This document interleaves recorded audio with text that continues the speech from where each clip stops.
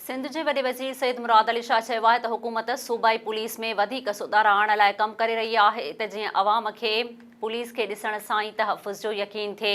SS news जे reporter Rizwan Panwar ऐं जान मोहम्मद अबड़ो मूजिब सिंध जे वॾे वज़ीर Saeed Murad Ali Shah Shahdadpur police training college जे 172 पासिंग आउट परेड में ख़ासि महिमान तौर शिरकत कई, जंहिंमें ASI जी तरबियत हासिल कंदड़ 27 औरतुनि समेत 561 जवाननि वॾे वज़ीर खे सलामी पेश कई।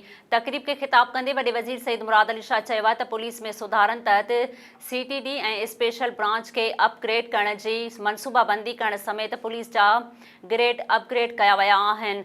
वॾे वज़ीर चयो आहे त सिंध सूबो सूफ़ियुनि जी धरती ऐं अमुन जो गहवारो आहे। हिते हर क़ौम जो फ़र्द सदियुनि खां अची आबाद थियो आहे, जंहिंखे हितां जे माण्हुनि भलीकार पिणु कयो।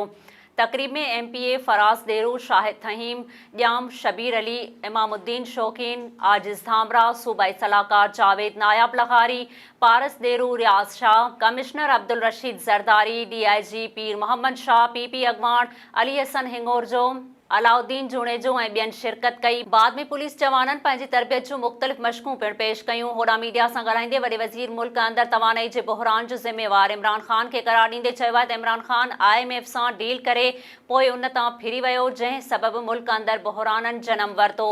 हुन जो चवणु हुयो त इमरान ख़ान जी हुकूमत में कोयले समेत सिंध सूबे जा केतिरा ई मनसूबा रोकिया विया।